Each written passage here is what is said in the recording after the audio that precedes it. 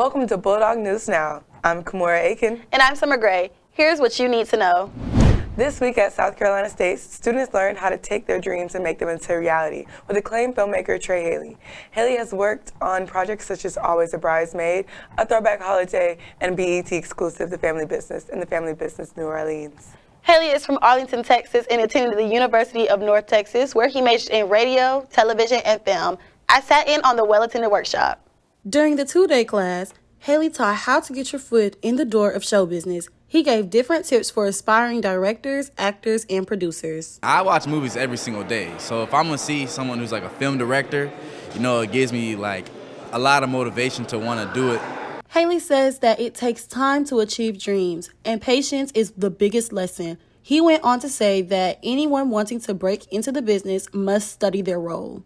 From the moment they walk on that set to the time they leave, when they go to craft services, and if that craft is crazy, they're crazy at craft services. Haley gave us an example of a lookbook which brings the scenes to life before it is even created. Denzel Washington put them on there if you want. I mean, it's okay with that because you're showing the vibe of the look of the show more so than who's in it right now at this phase. The audience acted out scenes just like they were on a real set. Afterwards, Haley and NC State professor Dr. Ursula Robinson gave tips on how to perfect their craft, such as portraying emotions into their characters and watching for camera angles. Like, give it to her straight and bring it down. So then, how about I take what I'm giving you, and it's more than, kind of bring it down a little bit and be more like gentle toward it, right? Many of the students we talked with said they were very impressed with the workshop and would give it all 10s. I'm really interested in, producing, directing, not just acting. So I'm really excited for all the aspects that I get to kind of get a more detail into. And it's Trey Haley, so why would I not come to this? I mean, you're crazy if you did not come here. So yeah, that's why. I specialize in poetry. I'm a spoken word artist. And I know it's in a way a little different from just, being behind the camera and directing, but just the writer aspect, I know I have a strong feature in being able to just, bring inner thoughts into real life. So that's really why I came today. This was a thrilling opportunity for students to learn how to get their foot in the door and how to make their way into making it onto the big screen. BNN's Kiara McGowan asked Haley about his career more. She continues our team coverage. The university welcomed producer and director Trey Haley this past week for a two-day masterclass. On the first day, students were able to learn more about the industry based on their own interests, whether it was acting, directing, producing, or writing. Haley then gave the audience step-by-step instructions on how to produce their own film and how to position themselves for their big break. The second day was more interactive as students were able to participate in acting out a script and listening to actors and screenwriters such as Greg Anderson, who is famous for writing Stomp the Yard, and two actors from his own show, Family Business, Javicia Leslie and Benjamin Stevens. Can you share a little bit of your journey and the importance of starting small to get somewhere big to people who weren't here for the 2 days of your masterclass? So a little bit of my journey and the importance of starting small. Yes. Okay, well, you know what? My journey has been interesting. I started off when I went to Los Angeles. I really knew no one, and I just knew that this is what I wanted to do. And as I say to people all the time, you can start anywhere in this business, but it's really just taking the action of going after your dreams, your ambitions, whatever it is that you want to go after, and being consistent about it. And so the importance of staying small, starting small, the importance of starting small, it's about just starting, I think.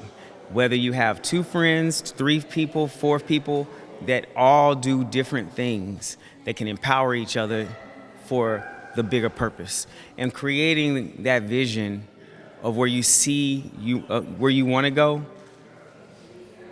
at the beginning. So like, for instance, our company is called Tridestin Studios. You hear that word studios, right? That was the name we named it when it was just 2 of us. But we knew that that was the vision, to be an African-American owned studio that we wanted to be. So why not name yourself something for the end result? But it's always important to have the long-term vision, but don't despise small beginnings. Taking one step at a time, just putting a plan together and executing it. building a good rapport, doing good business, and finding people that can empower each other to work together for a common goal. Okay, so your show, The Family Business, got a spinoff in Yes. New Orleans.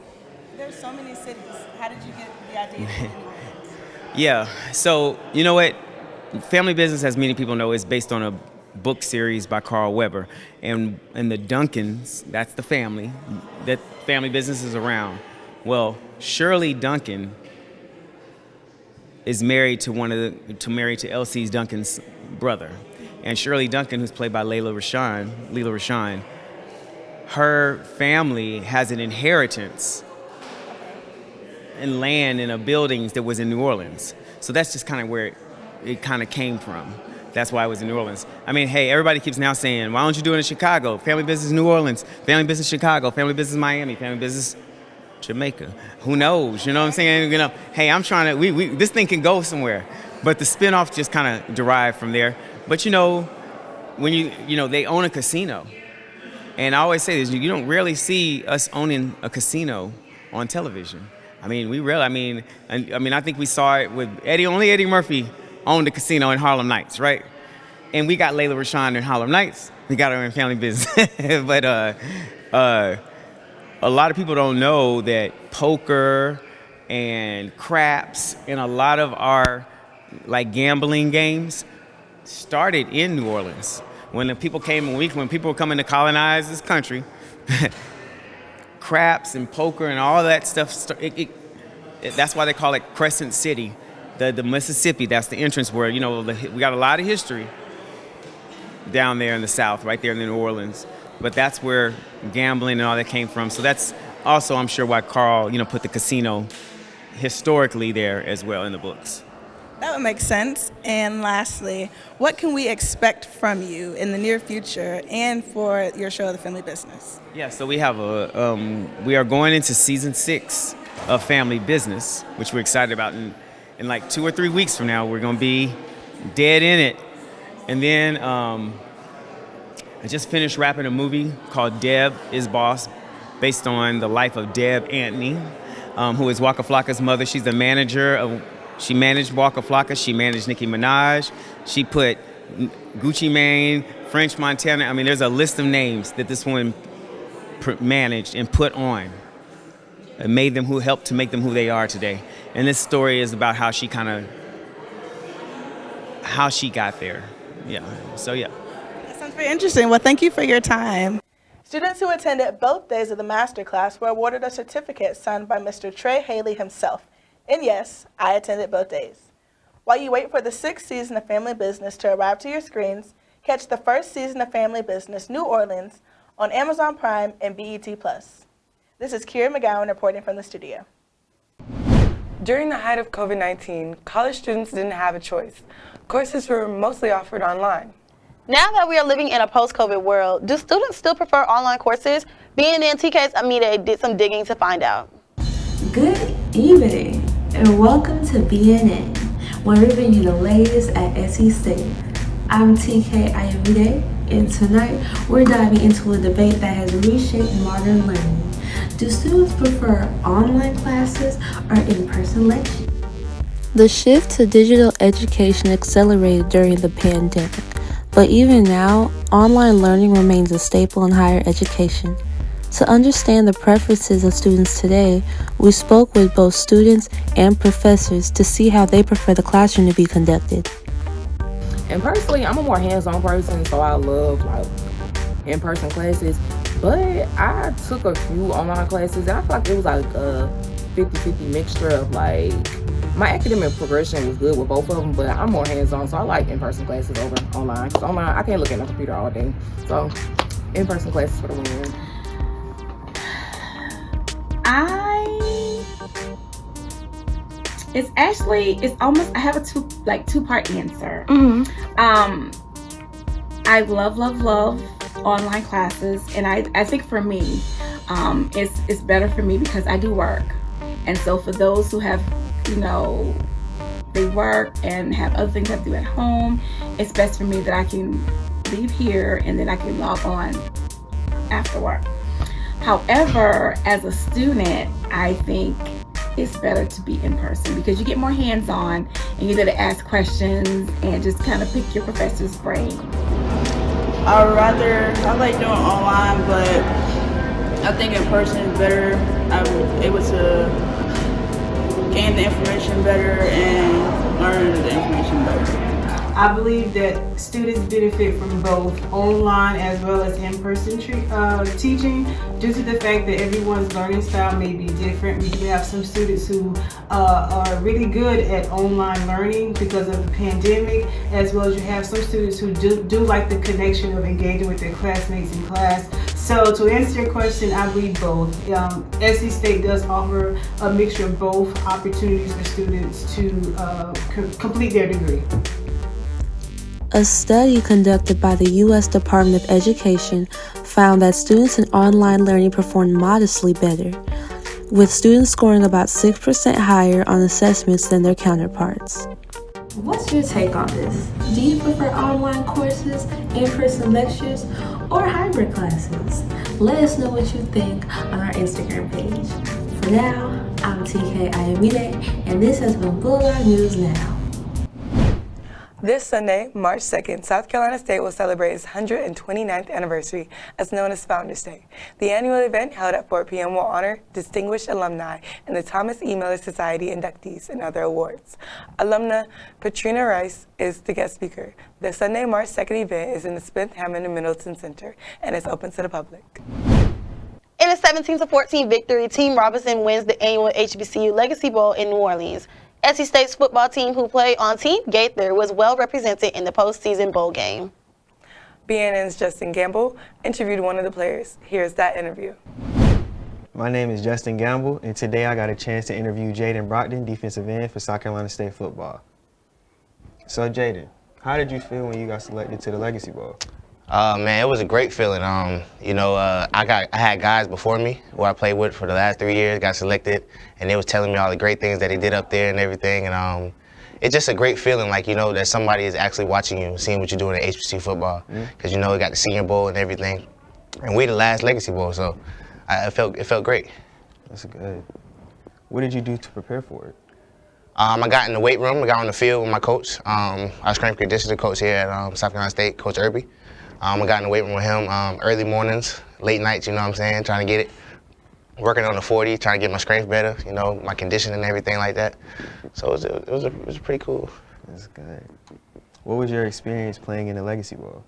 It was a great experience. I got to meet different people, build new bonds with all the people around HBCU football, from Howard, Morgan, Jackson State.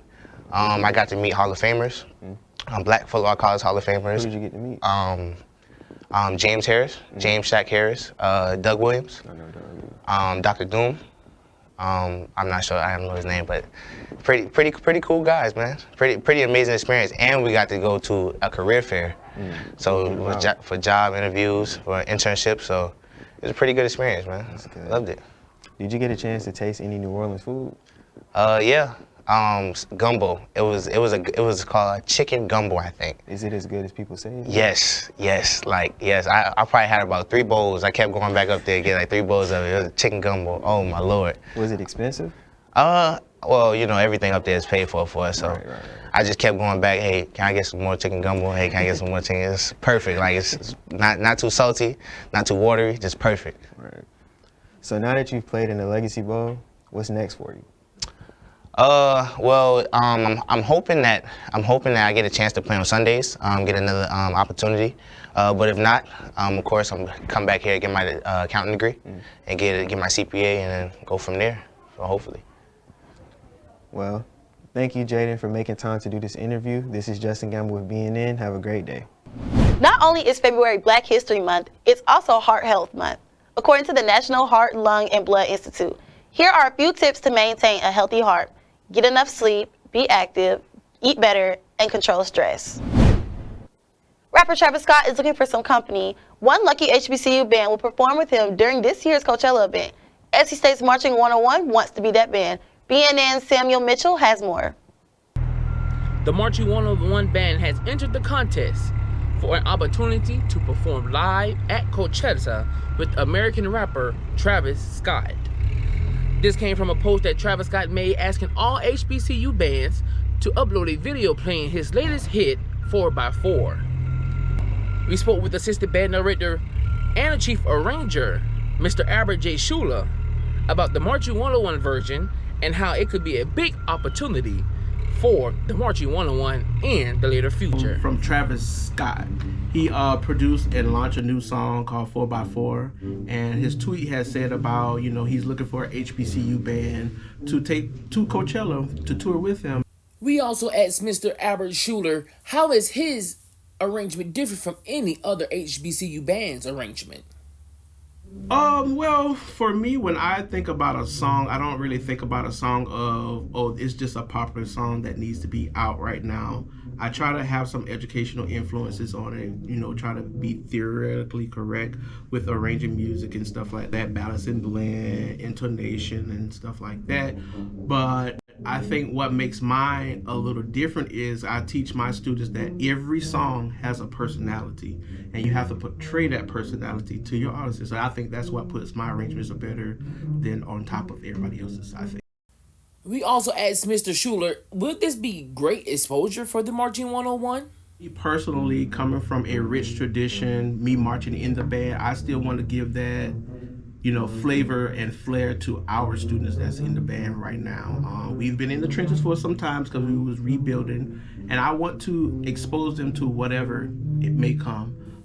Would the Marching 101 from South Carolina State University have the opportunity to perform with American rapper Travis Scott at Coachella?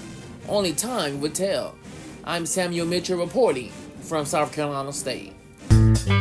Carter G. Woodson in 1926 started celebrating Black History in February as a way to honor Frederick Douglass and former President Abraham Lincoln. At that time, it was only celebrated during the second week as Negro History Week.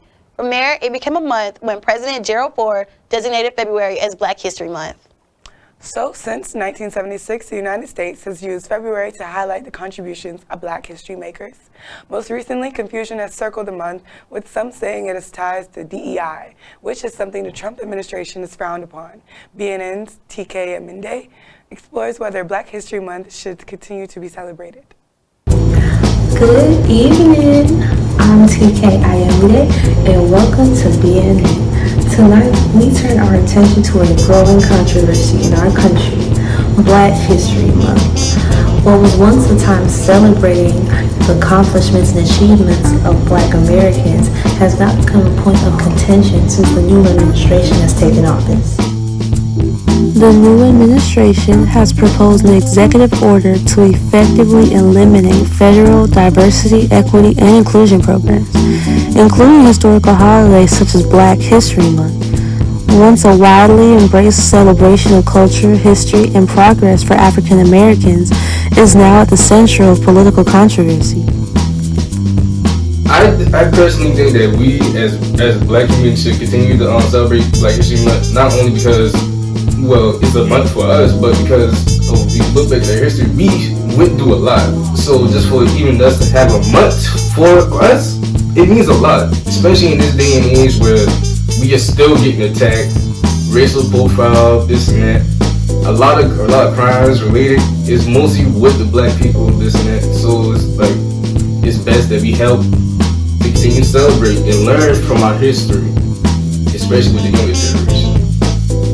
I believe we should continue celebrating Black History Month because our ancestors in the past have fought very hard for us to be here today in the position we're in. I feel like we should continue to celebrate Black History Month because it's been going on for years and years. There's really no reason for Trump to try to take away Black History Month. That's something that's been celebrated for decades on decades. Yes, we should still celebrate as Black people because that is our culture at the end of the day, and he has absolutely nothing to do with it. He is trying to take away things from us, but I feel like we shouldn't stop fighting, we shouldn't stop celebrating just because he's trying to take it away, because we've been doing it for years, The way that I feel about Trump trying to get rid of Black history as a whole, not even just a month, I feel like I wouldn't want to say unconstitutional, but I would very much feel like it's unconstitutional because that's giving people as a whole a reason to go against each other. You have a country where you're trying to have all types of diversity. It's a melting pot, as they would say. And to get rid of something that's so monumental to a group of people that lives here in the United States that are United States citizens, is very demoralizing. And I feel like that shouldn't be. I feel like everybody has a say in this country, and we should feel how we feel. We should celebrate what we want to celebrate, as long as it's not giving any harm towards anybody else. I feel like we have a right to do something like that. So I feel like it's very, very wrong, and I don't think it should happen. Despite the controversy, many communities still continue to celebrate Black history, combat the attempt to erase the cultural and historical contributions of Black Americans. What do you think? Should we continue celebrating Black history, or should we abide by the new administration? Let us know what you think on our Instagram. I'm TK, and this is the Bulldog News Now. He was a jazz composer, band leader, and the founding father of swing. Over his lifetime, he did over 20,000 performances and composed over 1,000 songs for himself and other people. Let's go back to the Harlem Renaissance, to A Night in Harlem. Sigma Tau Delta sponsored the second annual event in the IP Standback Museum and Planetarium. Students and others entertained the audience with literary works from such poets as Langston Hughes and Zora Hertz. There was even a talk from Demetrius Green, who collected several of the fashion statements seen throughout the room. BNN's own Kiara McGow served as host and judge during the 6-word story challenge. Oh yeah, I did the 6-word story, and my 6-word story was, my life is a diverse subject. Just from from adversity and the diversity that I had in my life, you know what I'm saying? I got a lot of friends and I've been a lot of places, as far as New York, out of country, different parts of the South. Sigma Tau Delta plans in March to celebrate the life and works of the late poet Nikki Giovanni, who passed away December of last year. She was known for such works as Nikki Rosa and Love Poems.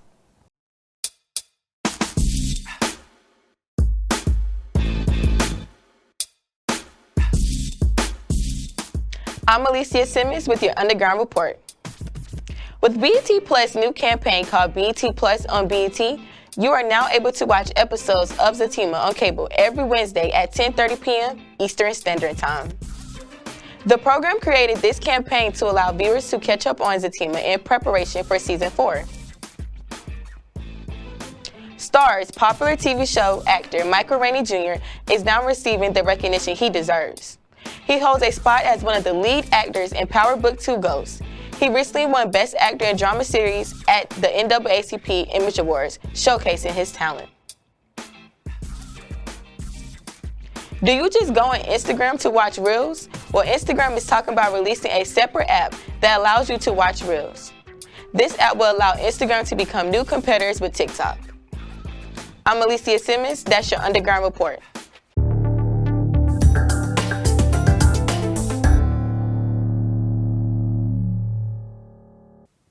Hey Bulldogs, it's Jada here with your 7-day weather forecast. To start the weekend off, Friday, temperatures are going to be 74 and a low of 27. Following Saturday, you can see temperatures are 54 with a low degree of 35. Moving on to Sunday, you can see temperatures beginning to rise into the 60s, and at night it's going to be a low of 36 degrees. Going into the work week on Monday, you can see a high temperature of 65 with a low of 40. Tuesday calls for a high of 71 degrees and a low of 44. Wednesday calls for a high of 70 and a low of 48. And then finally, you can see Thursday calls for slight chances of rain, but the temperature will be 69 degrees and a low of 44. Thank you for tuning in. I'm Jada Sanders with your 7-day weather report. If you're looking for a job, you might want to try AI. According to a study done by the University of Maryland, there's been a 68% jump in artificial intelligence jobs since 2022. Many are associating the spike to ChatGPT. IT jobs, which were on a rise, are now declining by as much as 27% since the same year. So, Summer, are you a fan of ChatGPT? And do you use any other AI technology? Well, I don't want to say too much because my professor is the one running the show. So I'm just going to say, Be responsible with it. What about you? I mean, I like ChatGPT. I use it. Don't get me. I was gonna say, we use it very responsibly. Yes. But everyone, that is all for us. I'm Summer Gray. And I'm Kimura Aiken. And we hope you enjoy your weekend.